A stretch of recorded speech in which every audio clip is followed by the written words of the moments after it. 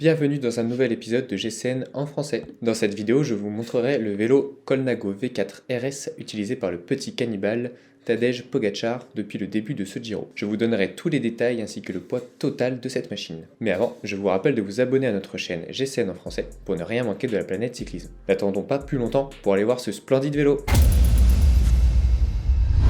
Voici le vélo du Slovène Tadej Pogačar, le leader incontesté de l'équipe UAE Emirates et leader de ce Giro qui l'éclabousse de toute sa classe. La base du vélo est le même qu'en 2023 avec quelques détails qui font toute la différence. La première chose que nous remarquons est la peinture, légèrement différente de l'année précédente. Ici, c'est le vélo de départ de Poggi avant sa prise de pouvoir et les touches de rose actuelles. Dans cette livrée, en plus du noir mat habituel, il y a aussi une partie blanche qui accompagne plusieurs zones du cadre. Sur le tube de selle, nous trouvons également une allusion aux couleurs du drapeau émirati. Je trouve cette peinture classe, même s'il n'y a pas de fioriture. Ce Colnago est équipé d'un groupe Shimano Dura-Ace DI2 12 vitesses, avec un pédalier de la même marque équipé d'un capteur de puissance et des manivelles de 165 mm.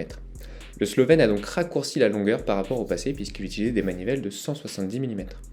La raison de ce changement, sans doute dictée par son nouveau biomécanicien, et qui suit les tendances actuelles, vient peut-être du fait que certaines études ont montré qu'une manivelle plus courte entraîne une meilleure efficacité de pédalage et permet de réduire la fermeture de la hanche sur le tronc, réduisant ainsi les problèmes de respiration ou de circulation sanguine et sans impact sur le développement de la puissance.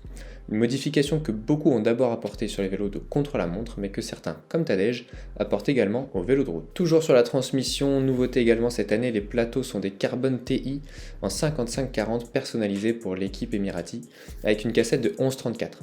Évidemment, ces développements peuvent varier en fonction du profil de l'étape. Encore une fois, tout est dans le détail puisque ces plateaux permettent tout en carbone de gagner quelques grammes. Passons aux roues maintenant qui sont des Envy 4.5 avec des profils de jantes différenciés. La roue arrière mesure 56 mm de profondeur tandis que la roue avant, elle, est de 50 mm. La largeur interne est la même pour les deux, de 25 mm, ce qui est plutôt large. Avec la technologie Hookless. Cette technologie, bien que remise en question, est utilisée avec succès par UAE mais aussi leur rival la Visma Lease Bike. Elle permet un gain de poids sur la jante mais aussi une meilleure interaction pneu-roue et permet de gonfler à des pressions plus basses et ainsi d'améliorer le grip et le rendement. Elle se marie parfaitement avec les pneus Continental Grand Prix 5000 STR de 28 mm de largeur nominale. Nous terminons cette section avec les freins à disque qui sont des Carbon TI 160 mm à l'avant et 140 mm à l'arrière. Une nouveauté ici, ce sont les plaquettes de la marque slovène Absolute Black que Pogačar a choisi cette saison car elles permettent un meilleur freinage plus précis et plus puissant, mais cette meilleure qualité se paye puisqu'elle s'use particulièrement rapidement. C'est sans doute pas le problème du Slovène. Passons maintenant au poste de pilotage. Le guidon est un guidon intégré Envy avec une potence de 125 mm, plutôt large mais standard, et une largeur de cintre de 37 cm. Rien d'extrême de ce côté-là non plus. Les leviers de frein sont légèrement inclinés vers l'intérieur, pas plus de 10 degrés évidemment, à cause de la norme UCI. Sur le dessus du guidon, au centre, nous trouvons un petit autocollant avec l'incroyable Hulk, probablement l'un de ses super-héros préférés. Peut-être le super-héros pour lequel il se prend lorsqu'il tord le peloton. Le compteur qui a l'honneur d'afficher les watts fold de Poggi est un Wahoo Element Bolt, c'est-à-dire le petit modèle de la marque qui est réputé pour ses compteurs aux faces aéro, donc encore un compteur léger aéro. Le dernier changement en termes d'équipement concerne la selle. L'année dernière, il utilisait une Prologo Scratch M5, mais cette année, il a changé pour une Nago R4 147, toujours chez Prologo. Nouvelle selle et nouveau réglage avec une inclinaison de moins 5,3 degrés.